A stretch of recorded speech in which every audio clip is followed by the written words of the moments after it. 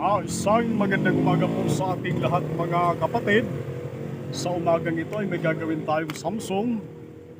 Actually, kagabi pa ito dinala, kailang gabi na. Kaya ngayon na natin gagawin. Ang problema daw nito mga bro ay walang power. So, plug in natin para alamin natin kung talagang wala siyang power.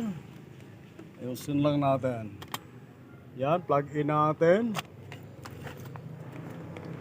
So, sa makikita natin dito, wala talagang ilaw. Dapat may pula siya rito, yung power indicator mga bro. So, try natin pindutin yung sa likod na switch. So, wala pa rin talaga. Kasi bigla na daw tumigil mga bro. Bigla na nawala ng power. Kaya bubuksan na lang natin. Alamin natin kung anong problema. Sa power supply ba o sa motherboard. Samsung to na 32 inches na smart TV na mga bro. Pero bago natin buksan yan, shout out ko lang tong ating mga mahal na kapatid na mga vlogger na lagi rin sumusuporta sa ating munting channel. Shout out sa inyo dyan mga bro.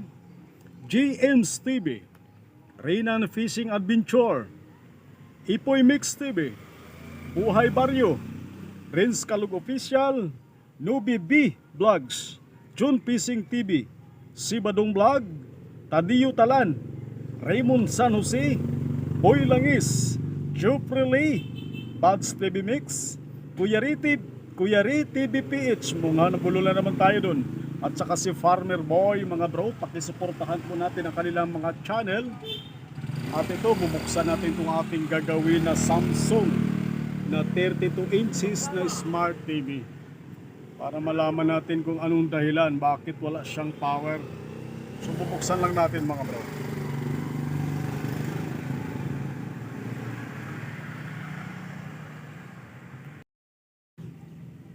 So bago pala natin buksan ng tuluyan mga bro, ito pala yung model number ng ating gagawin na Samsung. Yung model number niya ay babasahin ko lang ha. Model number UE32A5500ER mga bro. So smart TV nito mga bro. Yan, smart TV na yan. Kaya buksan muna natin para malaman na natin kung anong dahilan talaga bakit wala siyang power. Ano iniwan ko? At ito na nga, nabuksan na natin itong ating gagawin na Samsung. Share ko lang to sa mga bagong nag-aaral pagka-electronic technician. Ito yung tinatawag na power supply. Tapos ito yung ating motherboard. Tapos gumamit siya ng T-con board kung tawagin mga bro. So visual check tayo sa ating power supply section. So sa mga kapasitor, wala naman tayo nakita mga lumobo. Wala rin tayo nakita ang nasunog mga bro. So check na lang muna natin yung kanyang mga diode sa secondary. Baka may shorted kasi pag may shorted yan mga bro, minsan walang power, may kumukontra. So check muna natin, baklasin natin tong ating power supply section, power supply na board. Tapos linisin natin ng konti dahil medyo maraming alikabok din na naipon mga bro. Kaya sana magawa natin to dahil ito ang buhay na mano sa umaga natin ito. Para may pambigas-bigas na naman tayo, may kunting ulam. Yan talaga ang buhay ngayon, lalo tag-ulan eh. Kaya sikapin natin na magawa ito mga bro. So check ko muna lahat yung ating babaklasin ko muna itong ating power supply mga bro. Para malinis na rin natin. Para maganda mag-troubleshoot kasi pag medyo malinis-linis na, yan medyo marami-rami kasing alikabok din. So baklasin ko lang mga bro.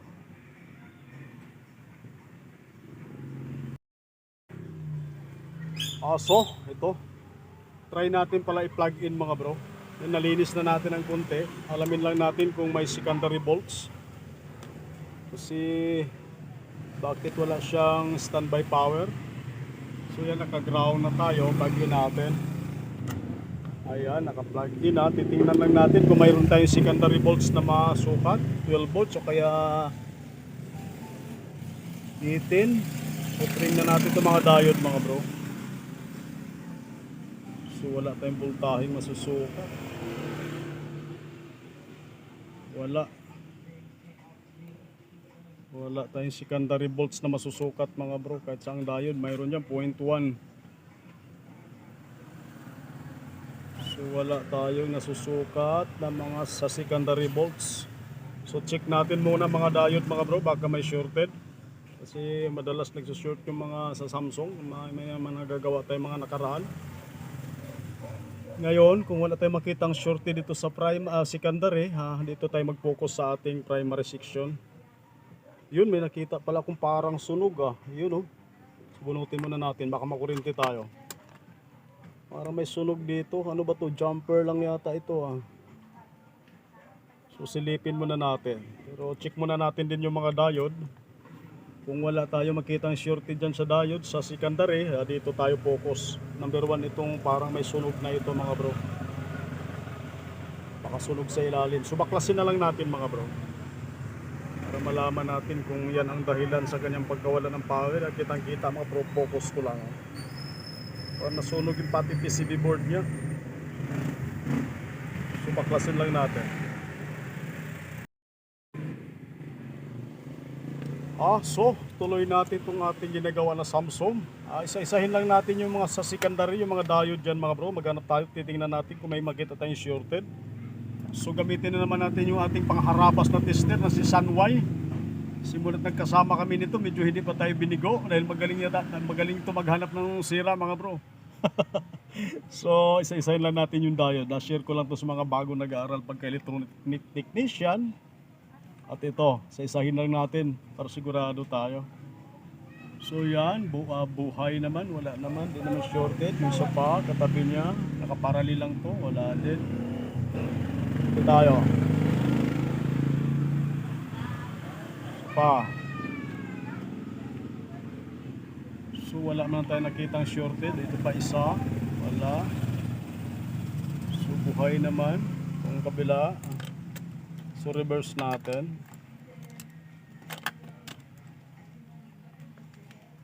Parang wala tayong makitang shorted mga bro. So focus tayo na to sa primary. Yan, mga buhay yung mga diode mga bro.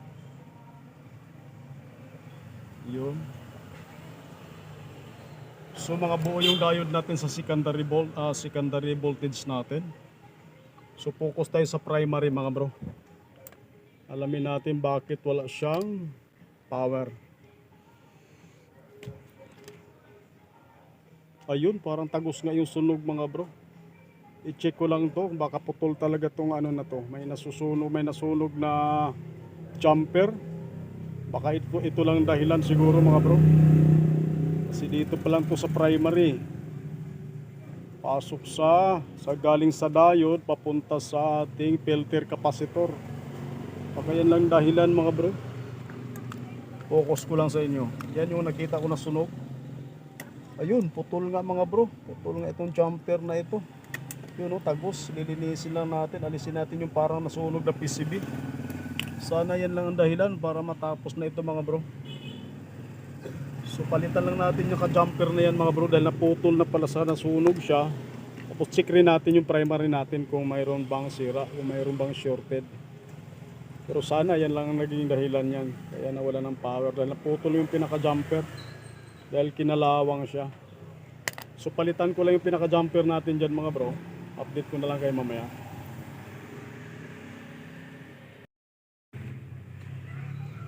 So ito, napalitan na natin yung jumper na nasunog mga bro. Ito yung tapos kinutkot natin yung PCB na nasunog para maiwasan na umusok uli. Pinalitan na natin. Ito yung original na jumper na kakabit mga bro. So pinalitan na lang natin yan ng ganyang jumper. Yung paa ng 5 watts na resistor, yan ginamit natin dyan para mas matibay. So chinik ko na yung mga filter capacitor dyan at yung regulator niya mga bro. Okay naman, diode test naman siya, hindi naman siya shorted. So try na lang natin ikabit, alamin natin kung magkaroon na siya ng secondary volts. Kung nasaan na ba yun, nahulog pa. Yung original na jumper, ito pala. Tatabi lang natin, baka pumasok pa sa ilalim. So try na lang natin dahil isa-isa ko na yung sa primary section mga bro. Wala naman tayo nakitang ibang shorted. So sana dyan lang nagka-problema sa jumper na galing sa ating bridge diode na papunta sa ating filter capacitor. Kaya siguro wala makatawid, kaya wala talagang power mga bro, dahil nasunog yung pinaka-jumper natin. Sa positive pa naman siya sa bridge diode, papunta sa ating filter capacitor na positive din. So try natin ikabit mga bro, titingnan natin kung magkaroon na siya ng power para magkaalaman na. So ikabit ko lang muna mga bro.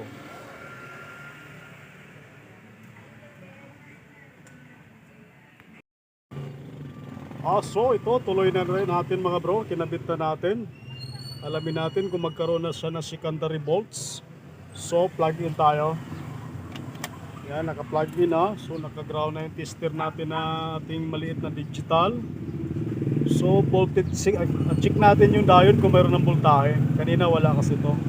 Ayun, mayroon na tayong 13.3 na voltahe.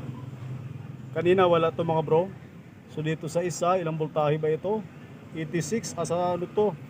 Supply ng backlight. So mayroon na tayong mga bro. So ayun, makita ko na rin yung backlight umilaw na mga bro. So sa makatuwid, yun lang talaga ang naging problema, yung jumper na yun. Yan o, kitang-kita natin umilaw na yung backlight mga bro. So silipin na lang natin yung kanyang screen kung normal ba, kung wala bang problema yung pinaka-screen. So tanggalin muna natin itong ating tester, baka mahulog, at saka solda pole. Silipin lang natin yung pinaka-screen, titingnan natin kung okay ba yung screen natin. Ayun, normal na mga bro, may raster na. Salamat sa Diyos, at yun lang naging problema niya. So okay na siya mga bro, may raster na. So try natin i-fix, subukan natin lagyan ng antenna. Kasi hindi rin iiwan pala yung remote nito. Bagay may pindutan naman pala to. So try na lang natin lagyan ng antenna or DVD player. At least nakita na natin, okay na yung raster niya. Yun na talaga naging problema, yung jumper. Pahamak yung jumper na sunog na yun. Kailangan nawala siya ng power. So fix lang natin, ikabit natin yung ano mga bro, para subukan nating lagyan ng signal para malaman natin kung maganda yung picture. May baba natin ng konti para sigurado lang.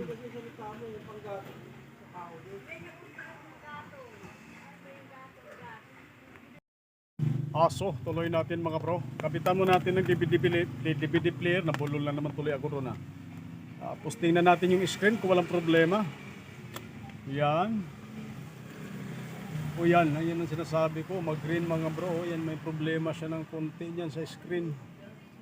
Lagyan natin ng DVD player. Kasaksak ba yung DVD player ko? Yon. Tingnan natin kung ayan, may problema talaga siya. Mag-green ang picture. Ayos lang natin yung ating DVD player. Nakabit ko na ba yung ano, jack? Try lang natin galawin. Hop, dumulas. May problema pa yung screen natin, mag-green pa. Try nating linisin yung flex. Ako, wala pa. Ayusin lang natin. Yun, nakikita yung mga bro. Mag-green yung screen natin. Yan o, pag karap-karap pa. Yun, may dalawang problema pa pala nito. So try nating linisin yung flex ng ating take-on board. Baka may dumi. Tapos pawala-wala pa yung signal. Mahina yung ground. So ayusin lang muna natin. Try natin linisin yung pinaka-flex. So linisin lang muna natin mga bro, bago natin i-final testing ito. Dahil mag-green yung picture niya, hindi maganda. Baka makuha natin sa linis. So tuloy natin mga bro, nalinis na natin yung LVDS connector, especially kasi dito may mga amag-amag mga bro. Pero nilinis na natin kabilaan, gamit natin itong ating mahiwagang eraser. Yun ang ginagamit ko panlinis sa mga flex, mga LVDS connector. Yung sa dito sa T-con board papuntang top board, hindi naman gaano, wala naman, mga alikabok lang mga bro. So dito lang medyo may marami-raming parang amag-amag. So nalinis ko na yun mga bro, hindi ko na pinakita kasi medyo matapos na. Lilinisin lang naman, gamitin lang naman yung gamit lang yung ating eraser. So plug in natin, tingnan natin kung picture niya, kung hindi na ba nag-green. So pisilipin natin.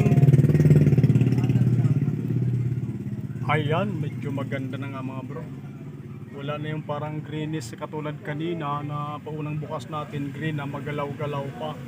Yan, kinabit natin yung DVD player natin, yung Lexing DVD yan, nakasulat. So hindi na siya nag-green mga bro. So iayos lang natin, tapos lagyan natin ng USB, titingnan natin, babad lang natin kung babalik pa yung green na picture niya. Kasi kailangan pag ganyan, obserbahan din natin ang mga tagal-tagal. Nagkuha lang natin sa linis dun sa LVDS connector, yung talaga may dumi dito na portion mga bro, papuntang beacon board. Dito hindi naman gaano, dito medyo maraming amag-amag. Iayos ko lang mga bro para ma-testing natin na maayos. So ito na mga bro, testing na natin. Lagyan natin ng DVD player, lagyan natin ng USB pala mga bro. So tingnan natin yung picture, ayun, hindi na mag-green, hindi na katulad kanina. Maganda na yung picture niya. So zero volume lang natin pala.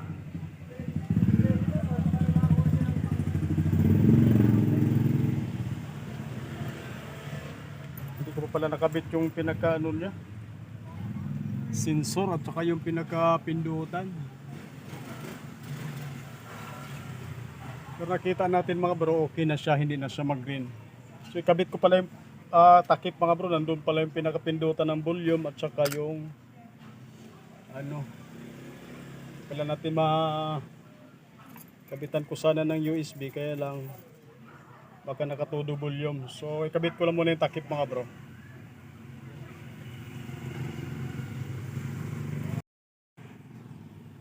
So ito na mga bro, final testing na natin itong ating ginagawa na Samsung.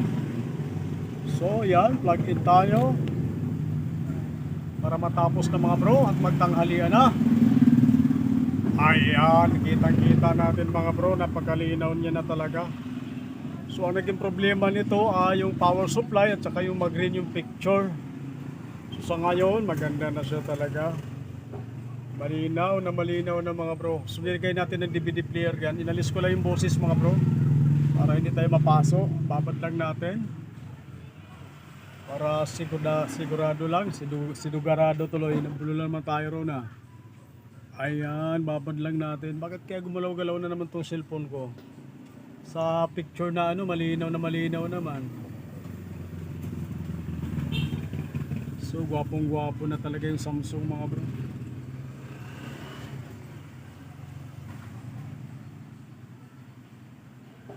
Hindi na natin ipatubos ito mamaya, pero babad pa rin natin ang gusto ito mga bro para sigurado lang. May sumingit kasi na Bluetooth speaker kanina at saka yung remote.